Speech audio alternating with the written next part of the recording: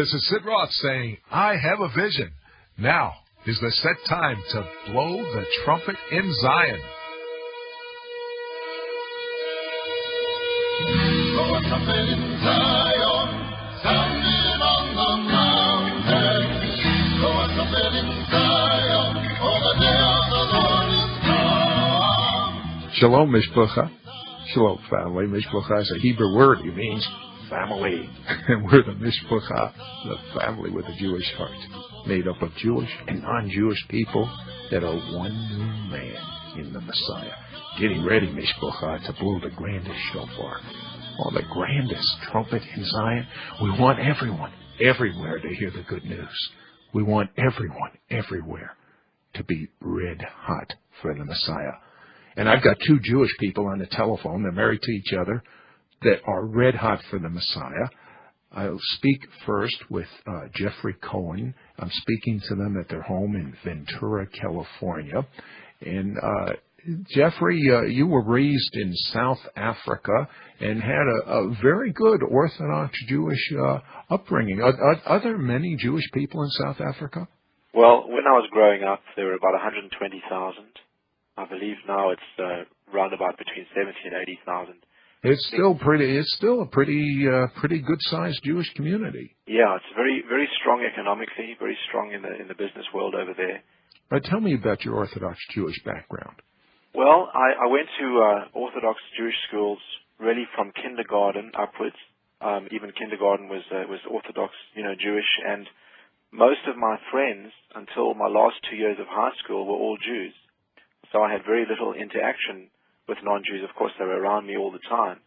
But I was brought up in a very tight-knit Jewish community. Because of anti-Semitism in South Africa, it made the Jewish community even more tight-knit. Yeah, I'm thinking that as the world itself, according to the prophetic word of God and according to what we're seeing, becomes increasingly more anti-Semitic, it will cause Jewish people to come back together. It's sort of been lost in the United States, but it will cause that, and what we're believing is it'll cause Christians and Jews to bond together. But you did a nice Jewish thing. You went to the university to study law. Yes. Why did you go into the military? Was it required? I was actually in my second year of law in South Africa, and I had to do. It was mandatory to do the military. It was never my desire to serve in the military there because of apartheid and obvious things like that. But you bumped into a lot of anti-Semitism in the military. Why is that? Well, if you look at the historical roots of South Africa, many of the Afrikaners who they're the ancestors of the Dutch, German, and French, but they called Afrikaners. And many of them, during the Second World War and the First World War, were sympathetic of the Germans and, of course, the Nazis in World War II, mainly because of the tension between the British and them, because of the Boer War at the turn of the century. So, of course, there's many Afrikaners who are wonderful Christians, so that definitely is the case. But many of them are pretty anti-Semitic because of that sort of anti-British, pro-German kind of sentiment that we experienced. And you took up a very un-Jewish profession. You took up boxing. Why is that? Yes. Well, because although I'm not small, I guess I'm about 5'11" and about 185 pounds, but many of the Afrikaners are very big.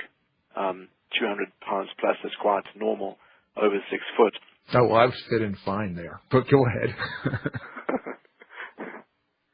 Yeah, so basically it was just to defend myself, and I actually became quite good at boxing. And in fact, I was actually offered a professional boxing contract before I left the country, but decided that boxing wasn't for nice Jewish boys. What was? Why did you leave the country? Basically, I just wanted to, make my future outside of South Africa. In fact, I would have gone to live in Israel, and I would have served in the Israeli army. That was my desire. But at the time, I was dating a nice Jewish girl in South Africa, and because of my loyalty to her, I decided to stay in the country and go to the army. But really, my heart was to go and live in Israel and become a citizen and serve in the Israeli army. Well, you eventually did go to Israel, and you lived on a kibbutz. Yes, I did. You met a man by the name of Frank. Yeah. Tell me about him. And, well, I hope Frank's listening to this because I've been trying to, contact him for 16 years. All that I remember about him is that he was the son of the Vice Secretary of the American Navy, I believe it was, in 1984. But what really stood out to me about him is that he was a true born-again Christian. And basically what happened was, while we were on this kibbutz called Shvayim, we were sitting outside and just having a drink or two and just talking about world politics. And everybody had their opinion, as is the case when you discuss politics. You can have 5 people and 20 opinions. Especially when many of them are Jewish, you can have 100 opinions. Of course, a kibbutz is sort of a communal place that many Israelis live on, and it was the way Israel really started originally. Yes. And so you're just enjoying yourself. And how did he start the subject? Well, basically, everybody was talking about their opinion of politics, and if the Russians were right, or if America was right, or if the Arabs were right, and everybody was trying to decide, well, should Israel have invaded Lebanon in 1982, and they were discussing this, and so everybody had their opinion. And then basically this guy started to speak, and he said the problem is not America, and it's not communism, it's not capitalism. He said the problem is sin. And I thought, oh no, here we go. Now this guy's going to preach to us. This is all we need now. Had anyone ever preached to you before? They had, and but it never touched home with me. It never meant anything to me because I thought that it was God's way of reaching the Gentiles. I thought that Jesus came for the Gentiles, and that's very nice because now the Gentiles can also have a relationship with God as well as us Jews. And so I was very happy for all the Gentiles that they too could know God. But I believe that us Jews would just go directly to God, that we didn't need a mediator. Of course, I've since discovered that's not the case, but that's what I believed. And so I never heard the gospel presented in a way that was relevant to me or that made any sense to me. Well, what did he say that had impact on an Orthodox Jew from South Africa? Well, firstly, it wasn't what he said, although it was partly what he said. But what really had tremendous impact on me was this man's zeal, that he was absolutely willing to lay down his life for what he believed. And with the people around him, I mean, some people got pretty mad at him. So I just saw that he wasn't wavering at all. He was unmoved, and he was fearless in his faith. And so his conviction about what he believed is what impressed me the most. But then, when he began to explain what sin was, for the first time, it made sense to me.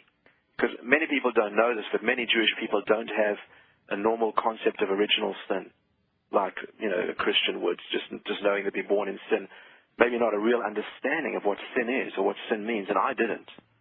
And he said, basically, every person is selfish. And that's why every country and every nation wants their way and their culture and everything to predominate because they think that's the best one. And because of that basic selfish nature, people clash with each other and their nations clash with each other. And so for the first time, it began to make sense. I thought, oh, that makes sense. So that's why there's wars and we clash and stuff like that because people are basically selfish. And so I began to understand what sin was for the first time, and it began to make sense.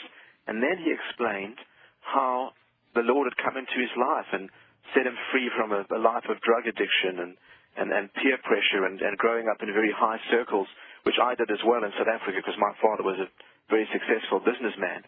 So growing up under that pressure of, well, can I make it? Can I follow my dad's footsteps and all that kind of thing? And his dad being high in Washington, he'd gone through the same kind of thing. And then he'd gotten saved and set free and filled with the Holy Spirit. And he knew that his identity was in the Messiah, in Yeshua, in Jesus. And so he was secure now in his identity. And so that really made a strong impression on me, and it began to make sense. Now, did you know that Jesus was Jewish?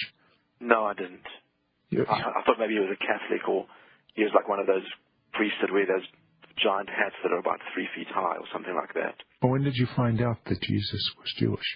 Well, Frank began to talk to me about where this happened to Jesus in Jerusalem and that happened to Jesus in Jerusalem and all the various things that happened to Jesus and how they built monuments where Jesus was supposed to have wept and another church where he, stopped and looked at someone and he was kind of cynical about, building a church at every place where Jesus was supposed to have done something.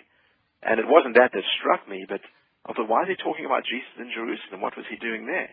And so for the first time I began to think, you mean Jesus might be Jewish?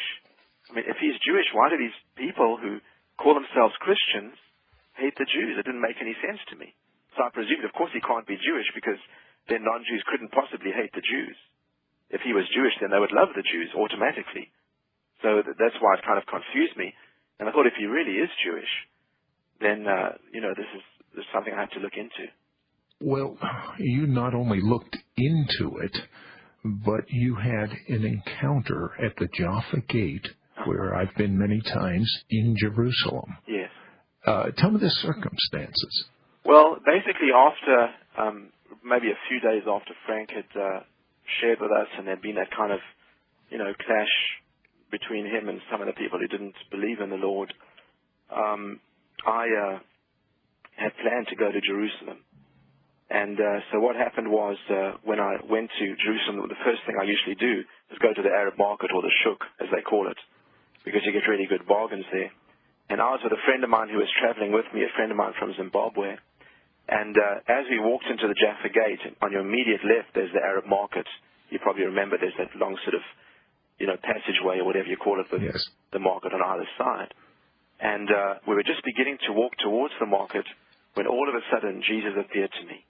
As real as this telephone is, or my house is, or as real as you are on the other side, if not even more so, Jesus appeared. He was standing about 20 feet away from me.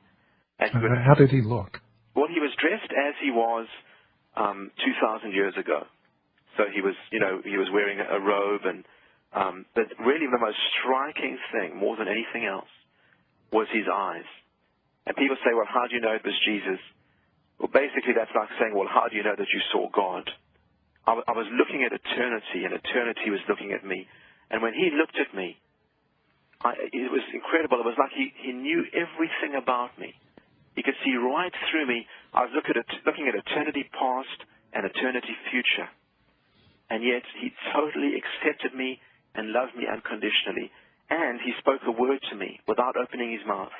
And there's no way for me to explain that. That's just what happened. And that one word was Hineni, which means here am I in Hebrew. I am the... Hold that thought, Mishpocha. We're going to pick up right here. And I'm saying Hineni to you. God is saying, here am I.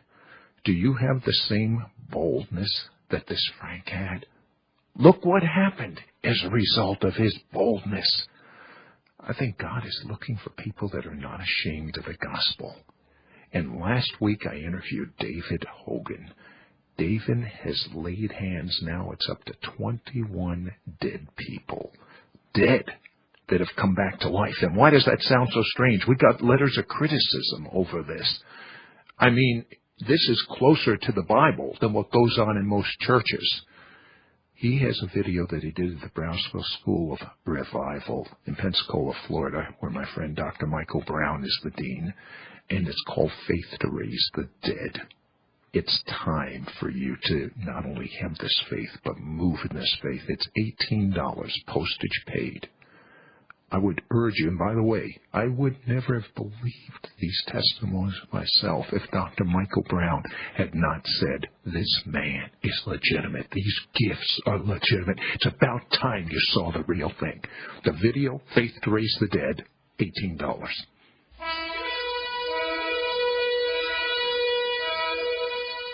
If you would like to receive a complimentary copy of our bi-monthly teaching newsletter, cassette catalog, or information about becoming Mishpocha, write to me, Sid Roth, Post Office Box 1918, Brunswick, Georgia 31521. Or call our order-only line, 1-800-548-1918. To place a credit card order, call anytime, 1-800-548-1918. For all other calls, the number is 912-265-2500. That's 912-265-2500. For a cassette tape of this week's broadcast, send $5 to Sid Roth, Post Office Box 1918, Brunswick, Georgia 31521. Look us up on the web, www.sidroth.org. That's www.sid